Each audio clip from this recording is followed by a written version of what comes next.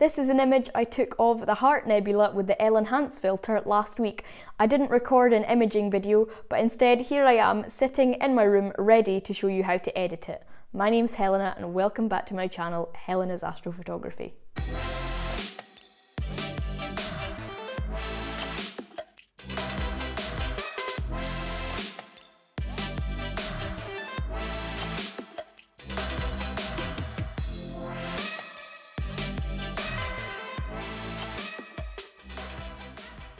Alright, so believe it or not, this is a picture of the Heart Nebula in the constellation Cassiopeia. First off, with all of my images, filter or no filter, I always come up to image mode, 16 bits per channel, change it to 16 bits per channel and use exposure and gamma, not local adaptation, not what Photoshop wants to do to it, it's what we want to do to it. Then we click OK. I'm then going to make this background layer a layer, so I'm going to unlock it and I'm going to name it First Stretch. And then what we're going to do is we're going to come up to Image, Adjustments and Curves, and we're going to stretch this data.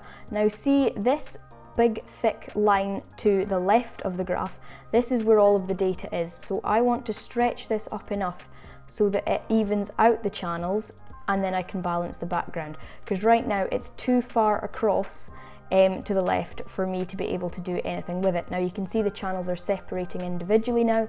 That's when we know we've done enough. So you'll see there's sort of a blue cast over the image. So to get rid of this, I want to come over to the Color Sampler tool and press on Color Sampler tool. And I want to click on two parts of the image. I want to click on the darkest part and I want to click on one of the lightest parts. So first off, I'm going to do the darkest parts. I'm going to place one here where there's no nebulosity or stars, and I'm going to place my lightest one here, slightly off center to that nice bright star. Now this gives us some information here in the information channel of how well balanced these channels are, and as you can see, they are quite off, which is to be expected. So what we want to do is we want to drag this slider coming in individually, not in RGB. We want to come in individually to the channels. And balance. So we can see that red's at 15, so we're going to want to bring green down to roughly around 15.2, and again do the same with blue. Now what this is going to do is this is going to give us an evenly balanced background to then go ahead and do another curve stretch, and that curve stretch is going to be balanced this time, and you can see that the colours are coming out much nicer. After this, another factor that's going to affect your levels is the crop and stacking artifacts at the side. So we just want to crop in just slightly the sides, which I'm not focusing on at all in this part of the image. I'm going to crop it like so. And then this is really personal preference, but I like to rotate the image 90 degrees counterclockwise. And then as you can see, we've got a little bit of excess here. So I'm going to do yet another crop. Now I have gone and placed a Color Sampler tool at a silly position on the edge, so I'm going to replace both of my Color Sampler tools like so. Okay, so now if we go into Filter, Camera Raw Filter, you're going to see a tab that comes up with Color Noise Reduction, which is right here.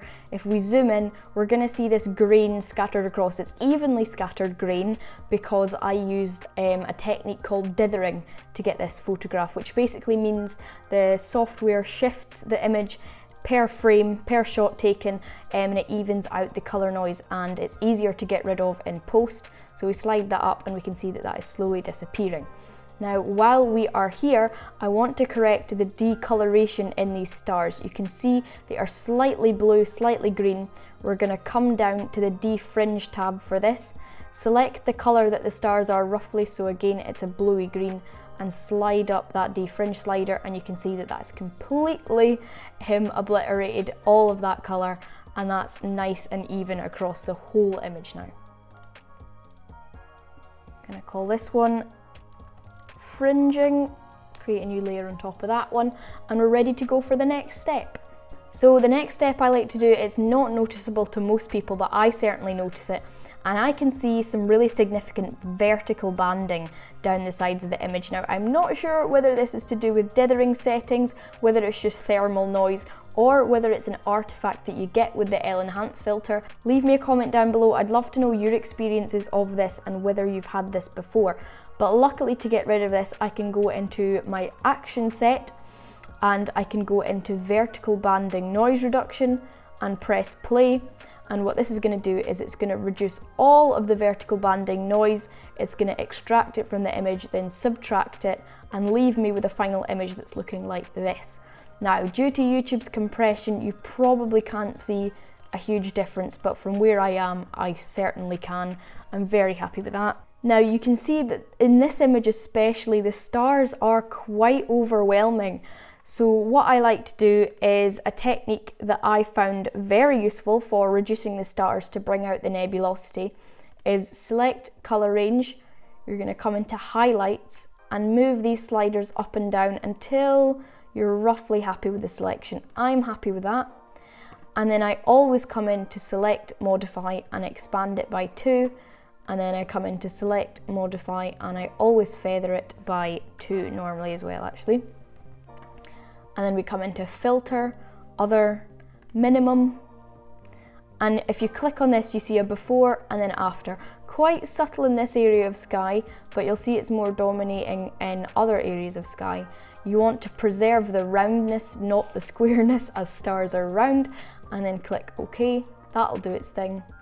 Select, deselect, and you can probably already see a difference from that. Now, because I am such a huge fan of small stars, I like to go to select and reselect and then filter other and do another minimum. Now, this is not for everyone. Lots of people like lots of stars in their images. I just don't like them taking over and stealing the show from the nebulosity. I think it looks quite nice when they're small and controlled. Obviously, you can come down here to the opacity and change it so that more of them are coming through. I might even do that. I might leave it at 75%. Now, in filter and camera raw filter, I use this in most of my images. I like to generally just up the contrast and boost the image a little bit with this slider called Dehaze. So if you move this up, you can see that the core is sort of separating from the outer wisps of hydrogen in the Heart Nebula, and I really like that effect. And you can also come in and boost the contrast too. Just gives it that bit more of a pop. Up the vibrance a bit maybe while I'm here. Click OK. And then you're gonna maybe, now I can see that the center of this is quite green, so I'm gonna come into image adjustments and levels, get the green slider up and maybe just, not that much, but just push that green down slightly. And if we click a before and after, you can see that that's taken away the green in the center, which isn't meant to be there at all. Now, this is when my editing technique maybe gets a little bit different from others, and this is what I want to share with you guys to see if you can add this into your own editing techniques as well.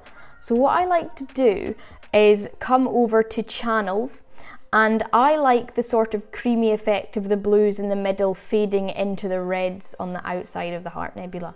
So what I want to do to bring out that blue, instead of changing the temperature or doing select color range and color balance, I like to come into the channels, select the blue channel only, Control A to select all, Control C to copy, File, New, Create New from Clipboard, so it's going to be exactly the same size, and then Control V to paste.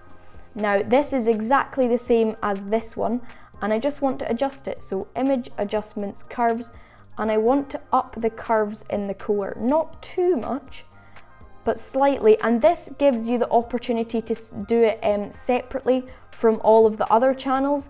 And it means it won't interfere with the red, green or blue either.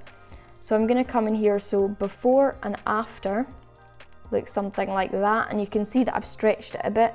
Again, Control A, select all, Control C to copy, come over to here, make sure the blue channel is selected, and Control V to paste. Now if we click on this, we can see that there is a lot more blue in the image now, more than I would normally have liked. So what I'm going to do is I'm going to come into image adjustments and levels, and adjust the blue slider. Hold on, I need to select all the channels. And adjust the blue slider in levels. Just to further boost the contrast a little bit, but also to keep the colours balanced. Now I'm going to do the same thing I just did for the blue channel to the red channel. So I'm going to go Control A on the red channel, Control C, and I can just paste it on top of the blue one actually. And I'm not going to stretch this as much as I did with the blue, because as you can see, it's already quite dominant. And then I'm going to go Control A, Control C, you get the idea now, into the red, Control V. And you can see that that is much, much better. And if we do a before and after, that red is just popping like never before now. Last but not least in this little process is one last thing, and that is noise reduction. Now, if I do noise reduction before any of my other steps, I find that the stars sort of morph into each other.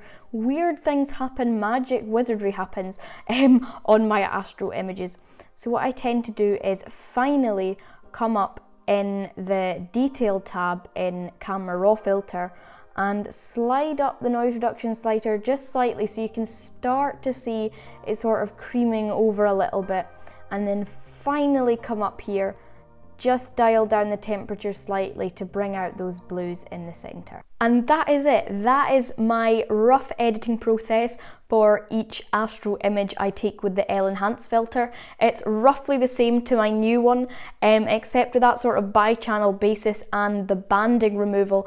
I love the bi-channel basis as it gives you the opportunity to edit separately and not affect the two other channels, which is just brilliant. I really hope you guys found that informative. Let me know down in the comments below. Thank you guys so much for watching. I'll see you all in the next one. But until then, happy stargazing, stay safe and clear skies.